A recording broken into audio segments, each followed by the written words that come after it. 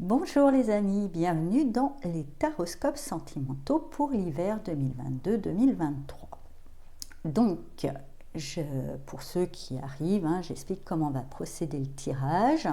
Donc là, on utilise d'abord l'oracle, le chakra du cœur, le chakra du cœur, qui va donner le ton général, un petit peu l'énergie générale. On va fonctionner par ligne, ça ne sera pas comme les taroscopes mensuels avec l'énergie centrale, puisqu'une saison a 3 mois, on va dire le premier mois, le deuxième mois, le troisième mois. Et là, on va avoir un peu l'ambiance générale, l'atmosphère générale pour le premier mois, pour le deuxième mois, pour le troisième mois. Ensuite, avec le tarot de l'amour, on va voir un petit peu comment cela va s'exprimer pour chaque mois. Donc là, en première position, ça sera vous. En face, ça sera la personne que vous avez dans le cœur, avec qui vous vivez. Pour les célibataires, ça peut être l'ambiance aussi. Et entre les deux, ce que ça donne. La relation, ou pour les célibataires, les possibles, vous, l'énergie en face, l'atmosphère en face, qu'est-ce que ça peut donner.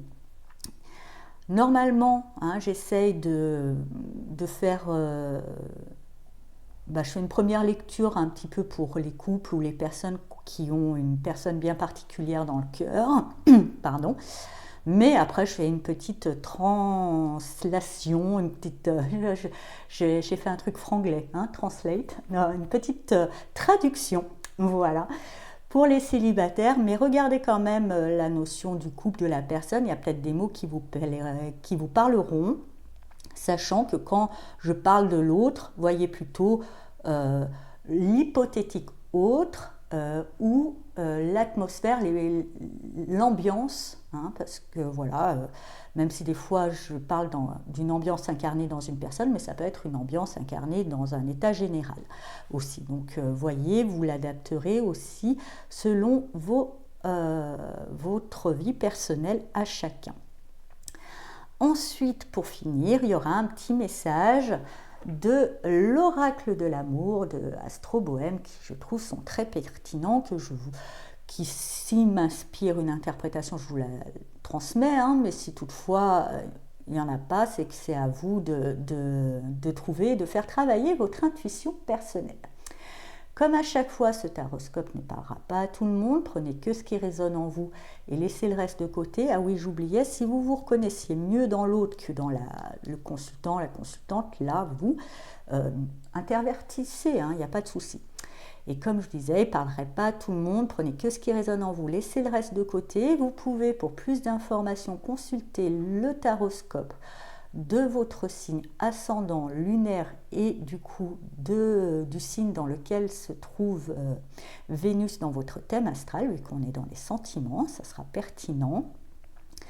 Comme cette introduction sera remise à chaque taroscope, je mettrai quand même sous cette vidéo un barre d'infos, le timer pour pas que si vous regardez les 4 taroscopes, vous faites un repeat one sur cette introduction qui, je pense, après vous cassera un peu les pieds. Enfin, moi, ça le fera.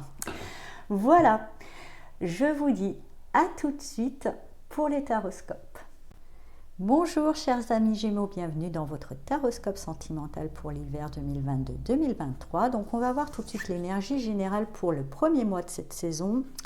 On dit éloigne-toi. Bref. Alors, soit vous êtes dans une relation dans laquelle vous n'êtes pas épanoui et voilà, pas besoin de vous le faire plus clair. Soit il y a un besoin quand même de vous retrouver vous, de vous éloigner un petit peu de tout pour revenir à vous, car n'oubliez pas que la relation à l'autre commence aussi par la relation qu'on a avec soi. Et on vous rappelle de soigner cette relation-là. Et peut-être de vous éloigner des distractions aussi, quelque chose comme ça. On va voir. Alors, vous, avec le 2 de fleurs, il y a quand même une notion, oui, de faire sa propre rencontre, quand même, avec cette carte à côté. Pas parce que vous n'êtes pas bien, enfin, pour moi, parce que vous êtes conscient que c'est nécessaire pour avoir une belle relation à l'autre. Voilà. Vous êtes conscient que on ne peut pas aimer correctement qui que ce soit si on ne s'aime pas déjà soi-même.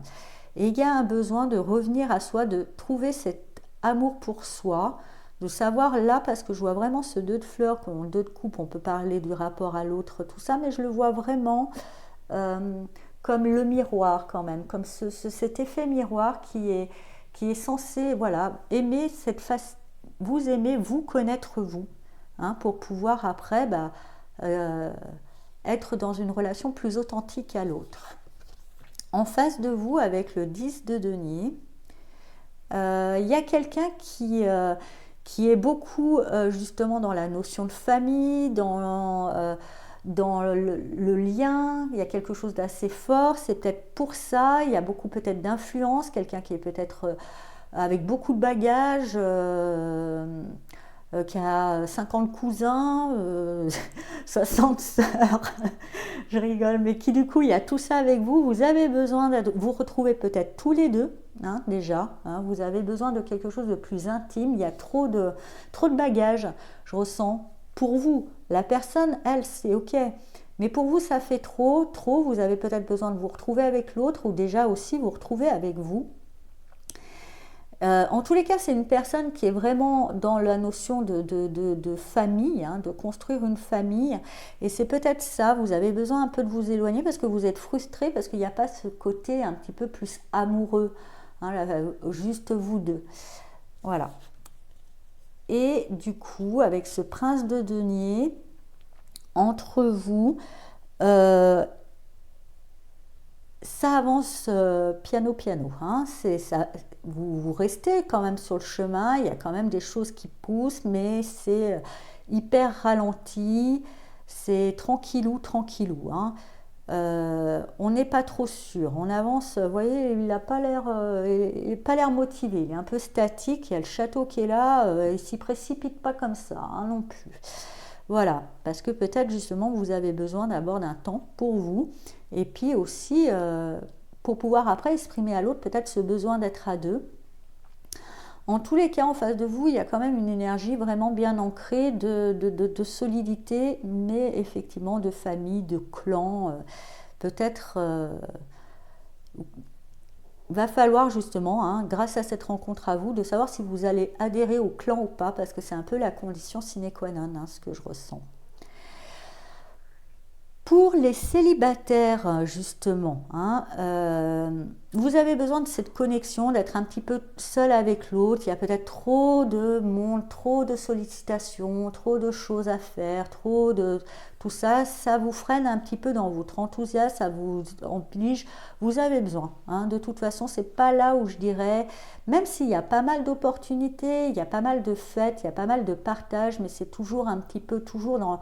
Il y a peut-être aussi vous arrivez à une fin de cycle, il y a quelque chose qui vous nourrit plus, parce qu'effectivement aussi le denier parle vraiment de la relation corps, peut-être trop de sollicitations, trop de bouffe, vous me direz décembre, Noël, un peu écœuré, tout ça, vous vous sentez un petit peu lourd, vous voulez revenir à plus de la légèreté, de l'amour pur, au-delà qui se nourrit d'amour et d'eau fraîche un petit peu, et c'est un peu en contradiction avec ce que vous offre le monde en face de vous, donc vous avez besoin un petit peu pour justement revenir à vous et savoir exprimer clairement ce que vous voulez à l'univers, parce qu'en règle générale il vous l'apporte, mais si vous n'êtes pas clair, il vous envoie un brouillon, hein, et c'est pas trop bien, hein.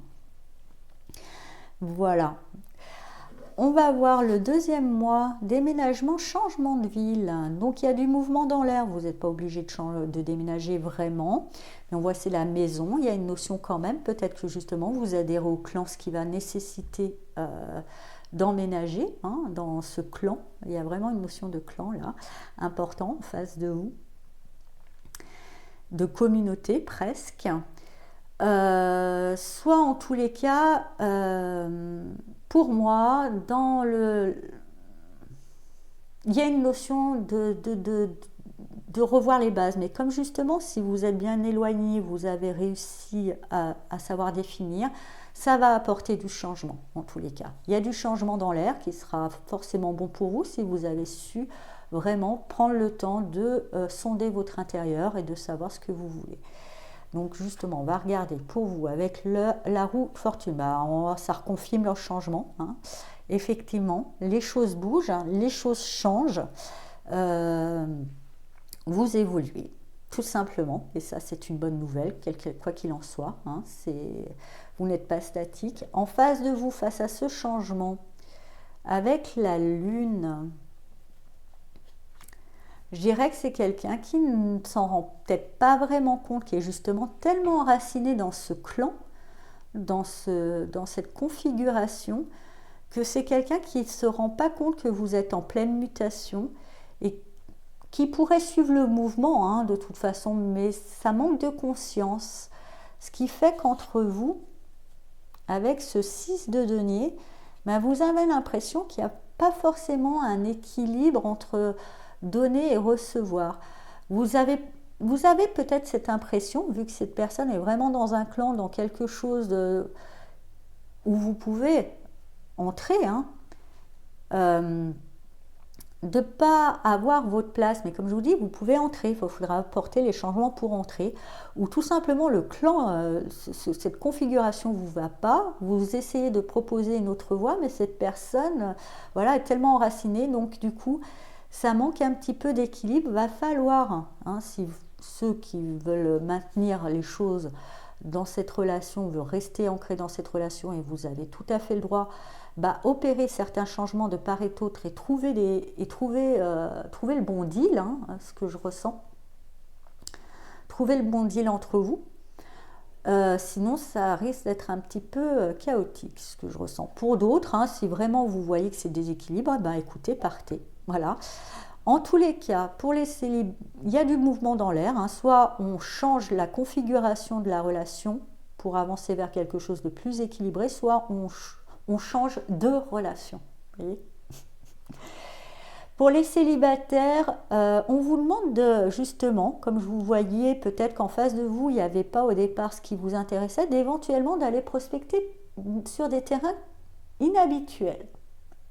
Vous végétez peut-être toujours, hein, cette notion de clan, vous végétez, et d'ailleurs vous commenciez à vous ennuyer, vous végétiez un petit peu toujours dans la même atmosphère, dans le même bouillon, là, on vous demande de changer de bain, et vous êtes prêt à ce changement. En face, vous êtes prêt, mais ce n'est pas encore fait, c'est pour ça que je vous le dis. C'est peut-être pour ça qu'en face, c'est encore gestationnel. Vous opérez, vous tatouillez, vous n'avez pas trouvé, je dirais, un nouveau terrain de jeu. Il va falloir explorer des nouveaux terrains de jeu. Vous n'avez pas encore trouvé le bon terrain de jeu, mais gardez en tête, il y a quand même du bel échange, il y a quand même de la circulation, c'est le démarrage. En tous les cas, là où vous étiez, ça ne vous nourrissait plus, il est temps de prospecter sur d'autres voies.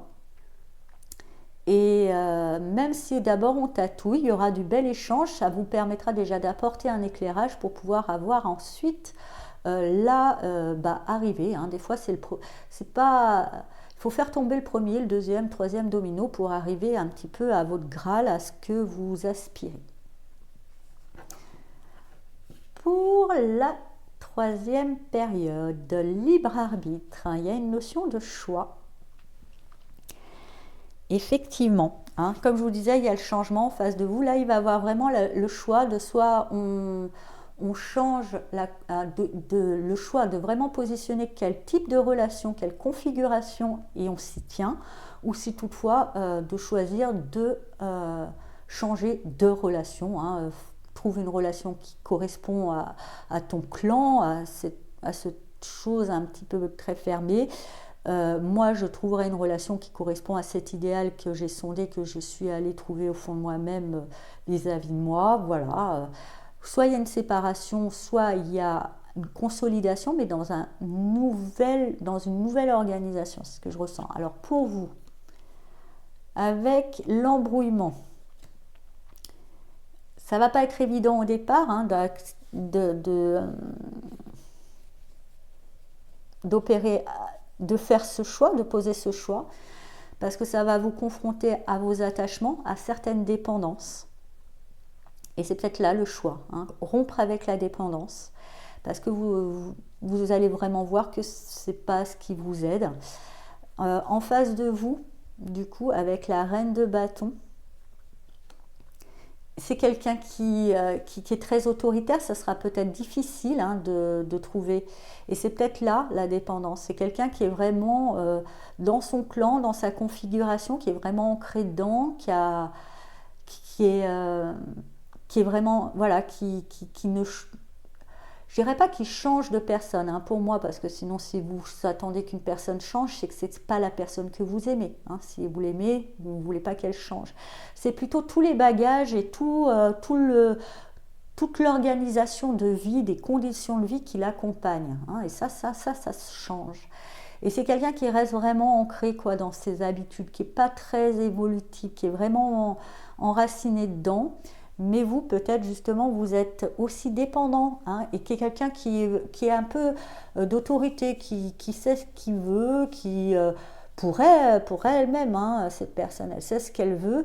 Et vous avez peut-être cette dépendance parce que c'est pratique, c'est cette personne qui décide, vous ne décidez pas, mais là, il va falloir lâcher parce que vous n'êtes pas forcément bien épanoui là-dedans. Et qu'est-ce que ça donne entre vous avec la mère primordiale que je sens pas là cette fois-ci dans cette version positive? Je dirais que ça donne là peut-être un petit peu un excès d'orgueil, d'estime personnelle, ça se prend un petit peu pour la diva ou masculin, je sais pas trop comment dire. Et vous, ça bride un petit peu ça vous rend trop superficiel, vous n'allez pas assez en profondeur, aveuglé par et ça bride votre créativité de rendre compte que vous avez la possibilité de bien plus entre vous. En tous les cas, vous terminez la saison, il va falloir vraiment se positionner. Et vu la rigidité en face, voilà, je ne vous fais pas de dessin, je ne veux pas non plus contrecarrer votre libre arbitre, hein, non plus. Vous voyez, en tous les cas, va falloir se positionner là-dessus. Pour les célibataires, attention, effectivement, vous êtes dans une quête d'idéal, attention que vos appétits ne vous embrouillent pas et que vous fassent passer un petit peu les vessies pour des lanternes.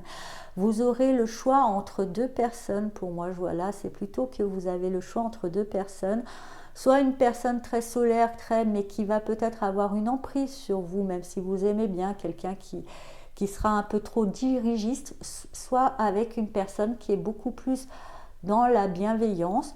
Alors après, voyez, hein, où est ce qui vous éclate le mieux. Et attention, ne confondez pas amour et désir. Voilà ce que j'entends pour vous. Le message de l'oracle de l'amour pour vous, pour ce mois de décembre: sors du rêve, concrétise, l'amour se vit. J'en dis pas plus. Voilà, chers amis Gémeaux, j'espère que ce taroscope vous a parlé. Je vous souhaite un bel hiver malgré tout, parce que de toute façon, la vie, même s'il y a des changements, des transformations, ça peut être des fois un peu délicat. C'est toujours pour notre bien, pour qu'on grandisse et qu'on s'épanouisse. Voilà, très bel hiver à vous et je vous dis à bientôt. Au revoir.